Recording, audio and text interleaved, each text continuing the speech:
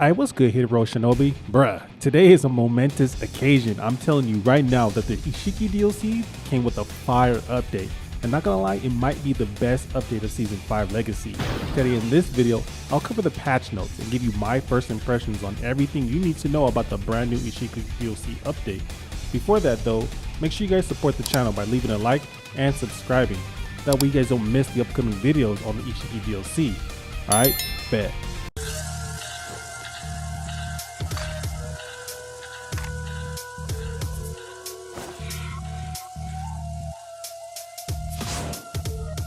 So first off, the Ishiki DLC comes with the celebration of the 20th anniversary of the Naruto series. So I'd like to give a shout out to Kishimoto here for blessing us with a timeless franchise.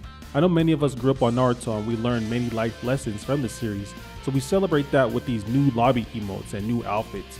Comment down below which one you like the most. I personally like the Naruto one better, but the Sasuke one is absolute fire, bro. Moving on, the update comes with a brand new map and a new variation to the Hidden Cloud map.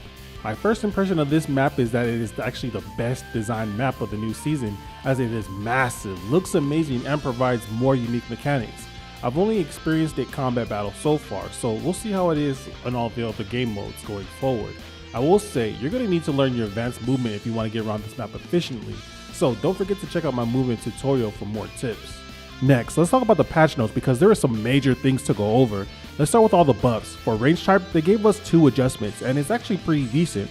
First, the Scientific Ninja Mitsudomoe has improved tracking that makes it easier to hit targets from point blank range. Second, they buffed Shikigami Dance Storm. The ultimate now adds a slow debuff to all enemies in the storm and it reduces their healing. This is a major change, making Dance Storm possibly the best secret technique for range types, competitively speaking.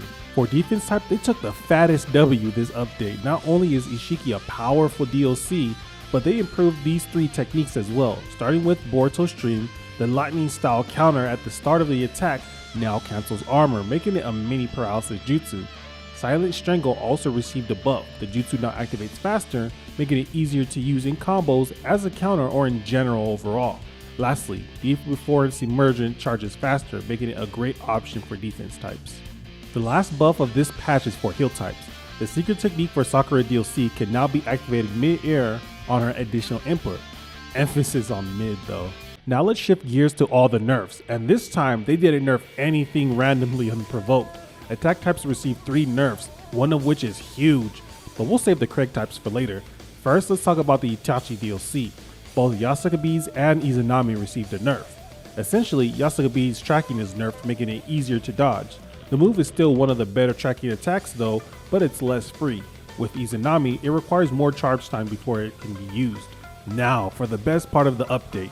First, Oboro Guruma and Reverse Scale received minor nerfs. Similar to Sharingan, they added 2 seconds to each, taking Oboro Guruma from 9 seconds to 11 seconds and Reverse Scale from 13 seconds to 15 seconds. Nothing crazy, but very much welcome. The biggest part of the attack nerfs comes with a heavy attack on the Chakra claws. The patch note states, reduced movement distance for some attacks, both on the ground and in mid-air. This translates to the heavy attack spam is a lot more difficult to pull off, and is essentially impossible to do unless you are near the ground and time it perfectly. Even then, players being attacked by the claws have a very short window in which they can block and reflect players off of them. I do want to note that while this is a huge nerf to the claws, the attack tracking buff still makes these weapons oppressive, and guard breaks are definitely something to watch out for, but rejoice because this is a step in the right direction to balancing the game. Attack is still the most powerful class, but we'll be taking these small victories when we get them for sure.